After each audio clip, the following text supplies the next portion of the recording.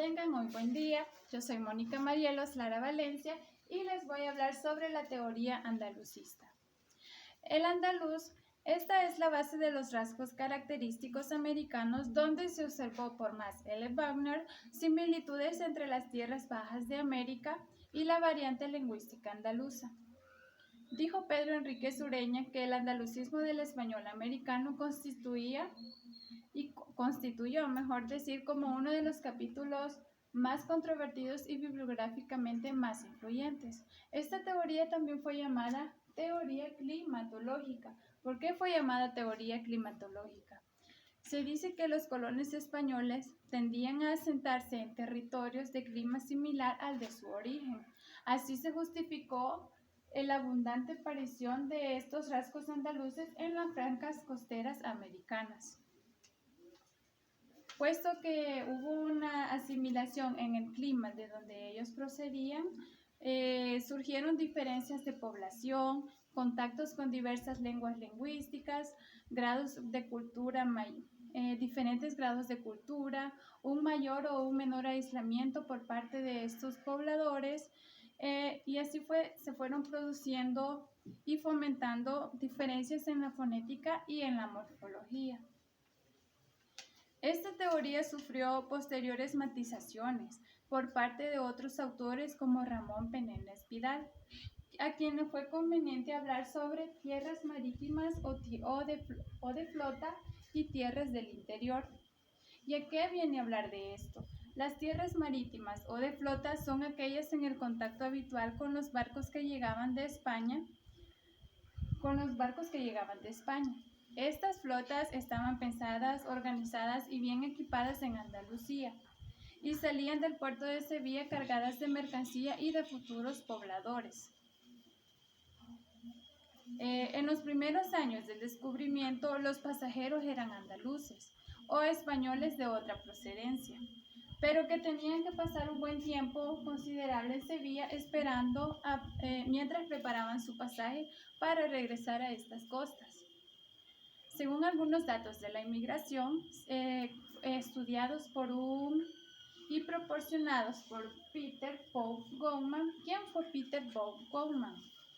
Peter Paul Gowman es un historiador americano que demostró que el continente meridional y principalmente andaluz había predominado en la población inmigrante, al menos en la primera fase de la colonización, quien demostró que la presencia andaluza en el primer siglo del descubrimiento se mantuvo a un 40%. También se dice que el Caribe fue un punto de llegada y partida de estos inmigrantes. Ahí los marineros andaluces vivían durante unos meses esperando a que se organizara la flota de regreso hacia donde ellos provenían.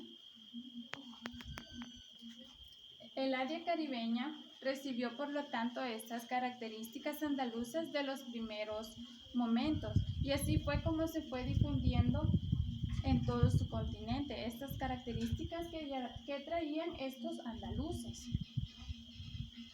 Luego se fueron haciendo otras expediciones, por otro lado, de otros historiadores, estudios que demográficamente hechos hasta la fecha aseguraban que no había existido una tendencia andalucista en estas zonas, algo que es algo falso, porque tenemos claro que los andalucistas llegaron a estas costas, no fueron originarios de ahí, pero vinieron a estas costas. Veamos. Gran parte de la población española inmigrante que se estableció en los territorios conquistados en América procedía de Andalucía y hablaba la variedad propia de esta región. Los defensores de la tierra poligenética tienen posibilidades de conocer muy bien estos datos de la inmigración que proporcionó Peter Paul Gowman. Desde los años 70 hasta la actualidad, hubo un acercamiento en unos documentos guardados en España y América, que los andaluces hunden sus raíces en la época medieval, por lo que se dice que aprendieron el habla de los pobladores americanos.